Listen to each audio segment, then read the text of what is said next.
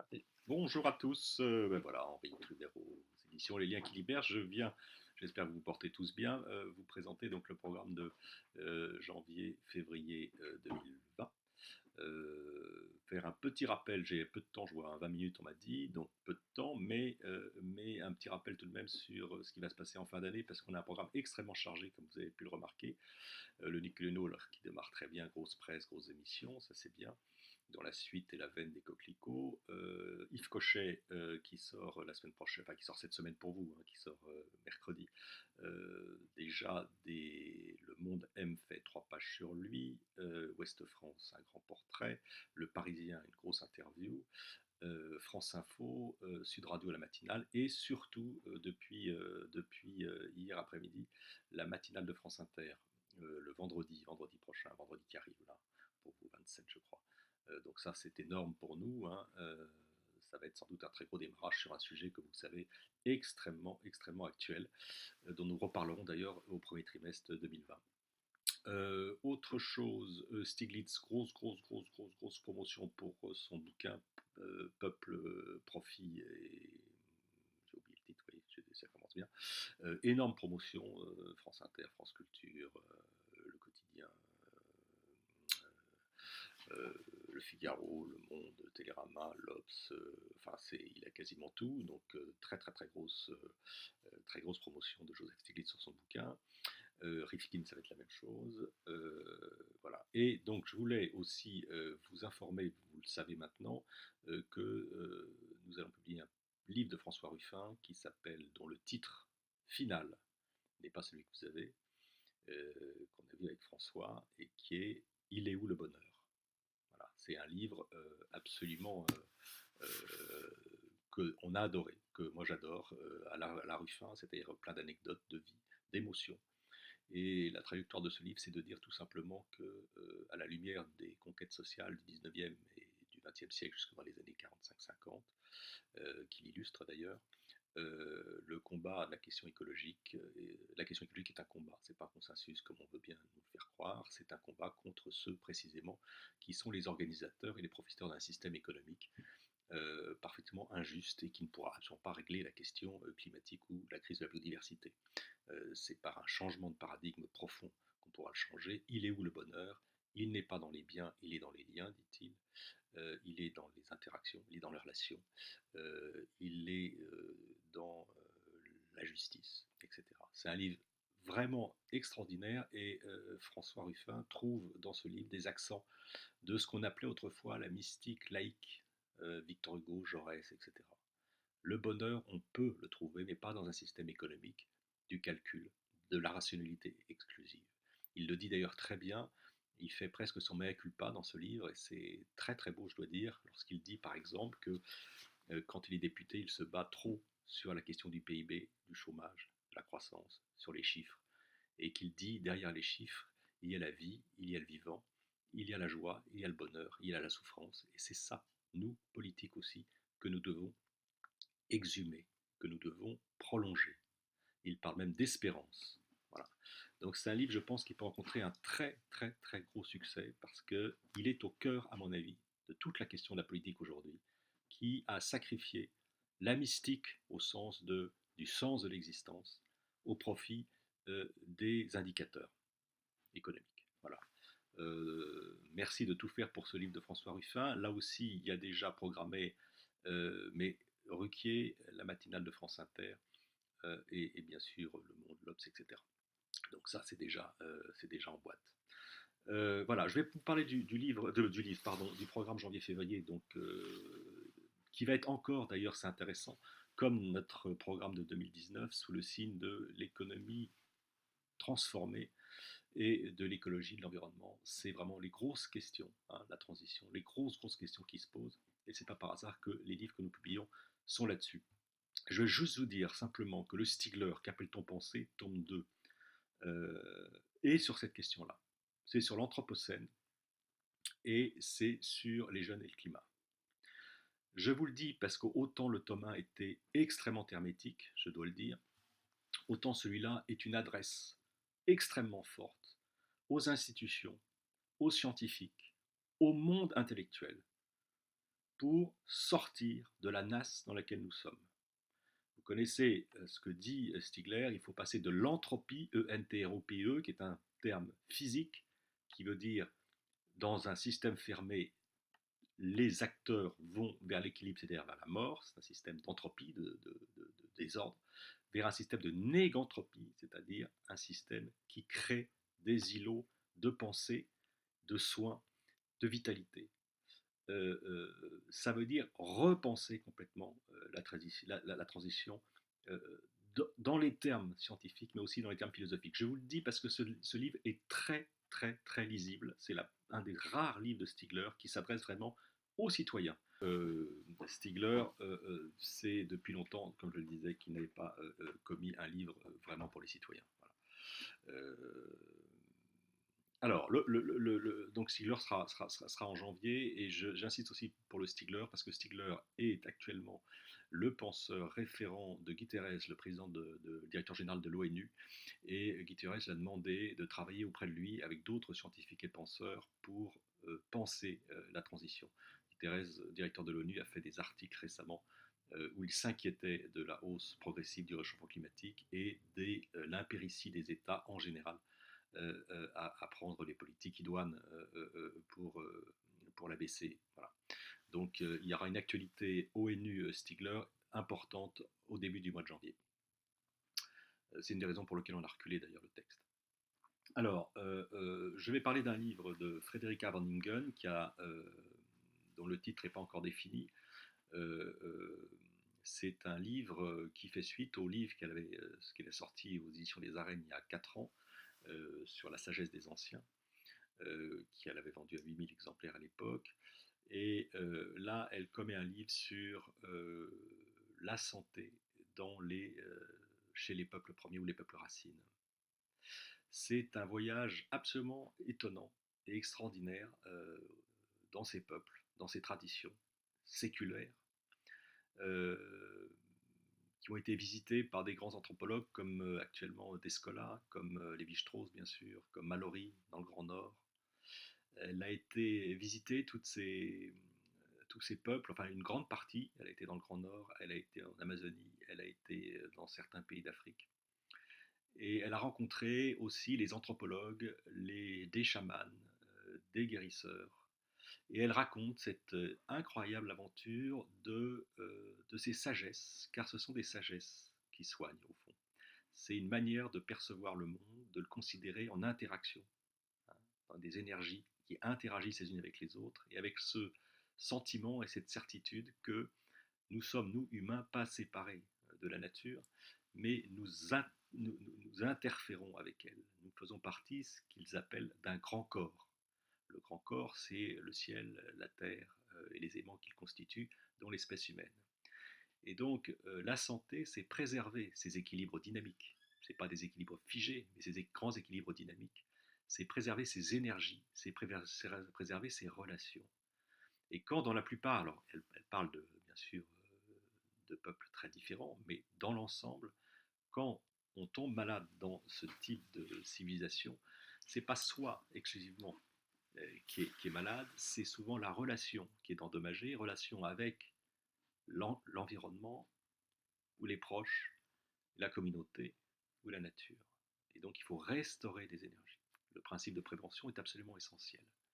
Elle raconte que quand les premiers colons sont arrivés, ou même encore aujourd'hui, hein, qui arrivent pour visiter, voir euh, ces peuples, ils ont été absolument sidérés par leur capacité de se soigner, à la fois de maladies bénignes, mais aussi des maladies fortes. Donc ils ont une capacité qui passe bien sûr par une connaissance extraordinaire de la phytothérapie, ce qu'ils n'appellent pas comme ça, mais des plantes, mais aussi par, et c'est ce qu'elle raconte, toute une série de rites chamaniques, voyage dans les rêves, importance des rêves, mais aussi tous ces rites qu'elle raconte, hein, on est vraiment au cœur, elle a participé à certains, vous connaissez peut-être la danse du soleil.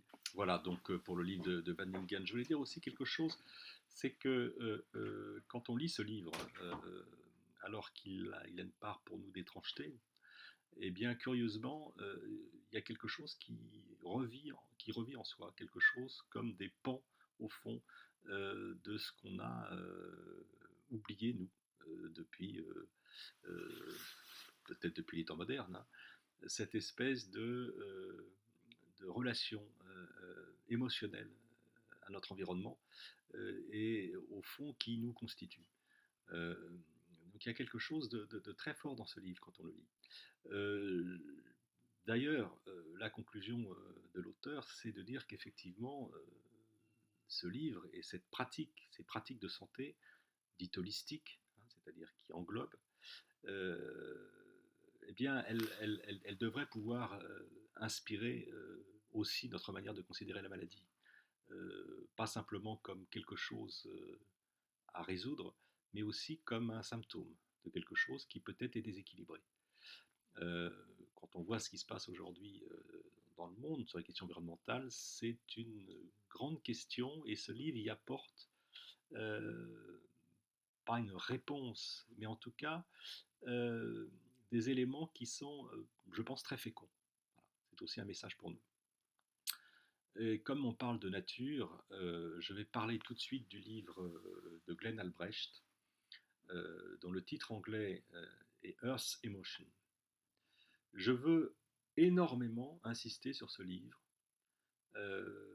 parce que l'auteur que vous ne connaissez pas, je ne le connaissais pas, est un auteur absolument éminent, philosophe, spécialiste des questions de l'environnement, mondialement connu de ses pairs. Pour l'anecdote, j'ai eu un échange de mail avec Philippe Descola, grand anthropologue français, professeur au Collège de France, successeur de Lévi-Strauss, enfin une pointure, pour le solliciter et savoir si il accepterait de dialoguer avec Glenn Albrecht lors du passage de Glenn Albrecht à Paris début mars. Je profite de vous dire que Glenn Albrecht sera à Paris pour la promotion du livre 5 jours début mars. Descola m'a répondu aussitôt en disant avec un immense plaisir, c'est quelqu'un que je respecte infiniment et avec qui je tiens à dialoguer. Donc est organisée à l'EHESS le 4 mars une conférence dialogue entre Glenn Albrecht et Philippe Descola, pour vous dire la pointure du bonhomme. Le bonhomme, si je puis me permettre l'expression, est à l'origine de concepts qui ont fait le tour du monde, comme solastalogie, comme symbiocène. Il a déjà eu des articles dans Le Monde, il a déjà eu des articles dans Libération, il a déjà été évoqué dans certaines émissions de France Culture. C'est une pointure mondiale qui n'avait jamais écrit de livre. Il vient de prendre sa retraite et il fait le livre de sa vie, le livre de ses concepts. Qu'est-ce que dit Albrecht? Albrecht dit que si on veut sauver le monde, en tout cas le sortir dans l'impasse dans laquelle il se trouve, ce n'est pas par la raison, le programme, le calcul que l'on arrivera. Bref, par l'objectivité de la science, et notamment des principes cartésiens occidentaux, mais on sauvera le monde par les émotions. C'est une révolution épistémologique par les émotions. Il veut instaurer une politique des émotions. Et il explique dans ce livre, il vit en Australie, il a été voir les aborigènes, on rejoint un peu l'autre précédent, il raconte parfois un grand lyrisme ces menues expressions de la nature, ce chant d'oiseaux que l'on entend qui commence à s'éteindre, ces insectes qui progressivement disparaissent avec une très grande acuité, avec une très grande poésie. Et il dit que dans l'histoire, dans toute civilisation, il y a une émotion vis-à-vis de ce qui nous constitue, qui sont les paysages et la nature. Ces émotions étaient plutôt bénéfiques, apaisantes. Elles sont devenues maléfiques et toxiques, avec un développement industriel insensé et avec des ravages que l'on fait, que l'on inflige à l'environnement et même à des paysages extrêmement simples, ceux qui nous entourent. Il a un mot pour ça, solastalgie. Le mot solastalgie, qui vient de nostalgie, a fait le tour du monde. C'est un mot aujourd'hui que beaucoup de philosophes emploient comme un concept nouveau. Solastalgie, c'est l'impression de détresse, de tristesse que l'on éprouve lorsque le paysage qui nous entourait a été affecté ou est affecté, détruit, en partie ou complètement. C'est un sentiment très particulier. Il nous incite à faire vivre nos émotions, Albrecht. Ne pas répondre par le calcul ou par les courbes, mais répondre au désastre, à la détresse dans laquelle nous sommes, par l'émotion. Et ce qu'il montre aussi, c'est qu'on est dans cette transition dans laquelle on est, c'est une transition d'un mode de vie qui est marqué par la séparabilité, la croissance, le calcul, les indicateurs, vers le monde des émotions, qui est le monde en mouvement. Émotion, ça veut dire mouvement d'abord. Mouvement, émotion avec ce qui nous entoure, qui est fondé sur l'interdépendance, l'interconnexion, la vastitude de ce qui nous entoure. C'est ces émotions qu'il faut faire vivre et dont il faut faire une politique. Ça veut dire voir et percevoir le monde différemment.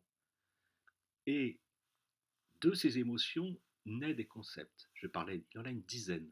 Je vais vous en donner deux, solastalgie, j'ai déjà évoqué, parce qu'on faut être bref, et symbiocène. Par les émotions, par ces concepts, on passe de l'anthropocène au symbiocène. Symbiocène, c'est la reconnaissance que nous appartenons à quelque chose de plus vaste que nous, avec qui nous sommes en interrelation. Il parle des arbres, bien sûr, des bactéries, il parle des fleurs, il parle des animaux, il parle de beaucoup de choses. C'est un livre fondamental, incroyablement original. C'est un livre qui élabore des émotions et des concepts dont énormément de gens parlent aujourd'hui. Symbiocène, c'est lui, par exemple. C'est un livre fondamental, je ne vous le cache pas. L'auteur dont sera à Paris 4 jours, il vient à Paris 4 jours pour évoquer son livre. Voilà. Après, deux autres livres, l'un de Jem Bendel. Jem Bendel, c'est un économiste sociologue anglais qui nous a été recommandé par Éloi Laurent. Éloi Laurent en a fait la traduction et la préface. Éloi Laurent dit de Bendel que c'est le pionnier de la question de l'entrelacement entre la question sociale, inégalité, justice sociale, et la question environnementale, justice environnementale. C'est le premier qui a pensé cela ensemble. On sait bien combien cette question est importante, combien en France elle a donné lieu au mouvement des Gilets jaunes, puisqu'on a voulu faire peser la taxe carbone essentiellement sur des populations les plus fragiles. On n'a pas pris l'ensemble de la question sociale, climatique, ensemble, globalement, on l'a pris séparément avec les conséquences que l'on sait. Bendel, c'est le plus grand spécialiste de cette question-là au monde. Qu'est-ce que dit Bendel dans ce petit livre? C'est un livre qui sera 13 euros, 12, 13 euros, pas plus. C'est un véritable petit livre à l'usage du citoyen en cette époque de transition. Qu'est-ce qu'il faut faire, citoyens et gouvernants? Qu'est-ce qu'il faut faire pour résoudre la question climatique? Il expose d'ailleurs dans la première partie la question climatique. Il dit pourquoi la Terre aujourd'hui a du mal à capter le carbone et qu'elle aura de plus en plus mal à capter le carbone. Qu'est-ce qu'il faut faire? Des politiques individuelles, des politiques communautaires, sociales, bien sûr. Et il y a tout un développement sur qui est la question fondamentale. Je ne sais pas si vous avez vu que le Conseil économique et social aujourd'hui a dit que si on ne donnait pas un prix au carbone, jamais on ne résolverait la question climatique. C'est le cœur du livre.